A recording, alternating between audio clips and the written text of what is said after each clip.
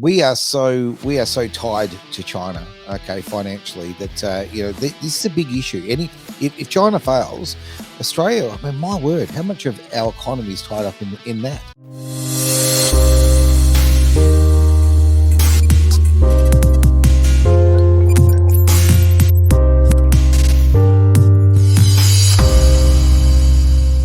Before we start, we need to tell you up front we are not a licensed financial planning, accounting or law firm. This is simply an education program which will give you factual information. We do not give any general or specific advice around finance, business, investing, options trading or anything else. That is not what this presentation does.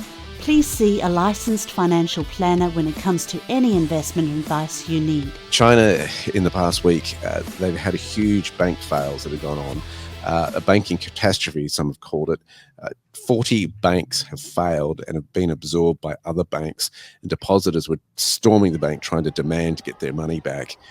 This is huge. In just 1 week, 40 banks disappearing into larger institutions, and depositors were out there.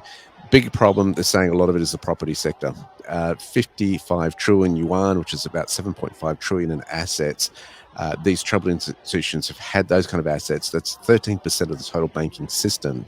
And they reckon that area has been mismanaged, with bad loans just occurring, many of those to real estate developers, local governments.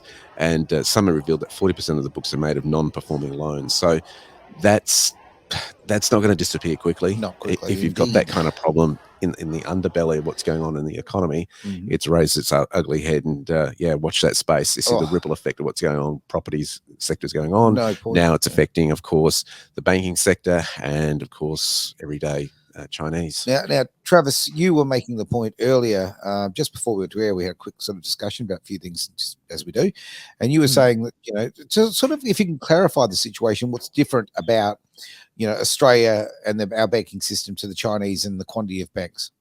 Yeah, so in Australia, we effectively have the big four banks, and then we get a few credit unions like Bendigo. I don't even think Police and Union Nurses is still around. Police and Nurses, there's a few few others. So really, you out of stretch, you'd probably say you've got maybe 6 or 7 real banks that people can use. So in China, you'll have HSBC, like all the big major banks as well in the main cities, but each of the regional towns, whatever the Chinese version of it is. Which one is it, Jack? Jack's a lot more into finance than I am. HSBC, it's an interesting one because it's the Hong Kong and Shanghai Banking Corporation. So you would think it's a Chinese bank, but it's actually a British bank, because remember that Britain actually had the lease over Hong Kong for all that time. Pre-96. So you've got a couple of major ones. You've got I don't know if this is allowed for the normal people to use, the People's Bank of China. You've got the HSBC, which apparently is based out of England. But each of the towns, like the regional towns, will have their own in-house banks. So there's actually thousands of banks in China. So this has kind of been a snowball from a previous event as well, where one of the branch managers, I'm just hunting down the article for it so I can show you, he transferred, I think it's to America, $9 billion out of some of these smaller banks, which were the cash deposits from all the farmers and everything like that. So in China, if you have a low interest savings account, the government guarantees your money. But if you have a high interest savings account, the government doesn't.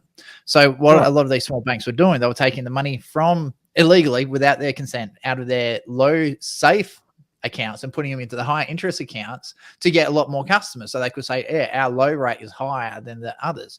And then this guy took all that money, and we're talking $9 billion US, sent it offshore, then fled the country. Wow. So all these like little small banks started falling over, and then all the mortgages started falling over, all the building companies started falling over, and it had like a mini snowball effect. And then they sort of like righted it. The government stepped in and said, no, we will guarantee all these banks. And then it looks like it was just a band-aid solution to get through that news cycle, and looks like it's happening again, and the major banks are taking over again. Look, I often say about, why do we care about the US? We care about the US because so many other reasons, but certainly financially, if the US gets the sniffles, Australia gets the flu, right? So, you know, and not the Wu flu. I'm not particularly talking about that one, just the regular one. When we are so tied to China, okay, financially, that you know, this is a big issue. If China fails, Australia, I mean, my word, how much of our economy is tied up in that?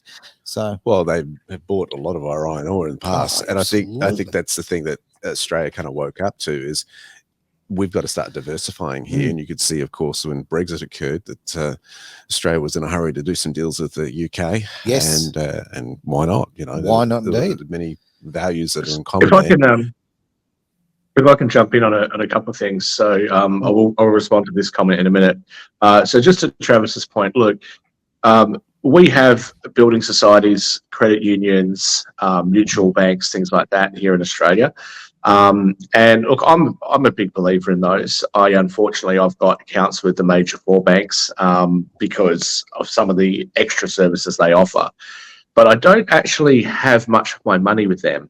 I tend to put most of my day-to-day money into those credit unions and mutual funds because I like to support them. A big difference between them, obviously, is that the big banks are owned by shareholders. The credit unions and mutual societies and things like that are actually member-owned organisations. So, you know, I prefer to support community-based initiatives. I think the idea that, hey, you know, you could have the Bank of Mirrabooka, the Bank of Sterling, the Bank of Dalkeith, etc., for the people that live in those areas, to try and use the example of China. It's not actually that bad an idea because, look, the people the people that live in Dalkeith may not have the same understanding of the business requirements for someone in Kelmscott or Mirrabooka or Joondalup, right? So why not let them have, you know, more local people dealing with their stuff? The idea that small banks were trying to transfer the funds into other types of environments where they could make a spread between what they're paying their customers and what they're receiving is not unreasonable. I don't think it's unreasonable for them to try to transfer some of that money overseas because they feel like the currency will be stronger and they'll get better returns. I'm suspecting that, you know, something's gone wrong and the guy's gone right. I'm out of here before I get in trouble. So I don't have too much of an issue with that. He did get caught, by the way. Yeah, the instability in China is happening. Yeah, of course it did. The instability in the Chinese banking sector is causing a problem in China, and I think we're going to feel the effects of it around the world. And I think that we really have to improve and increase the relationship with our natural allies, such as the United States.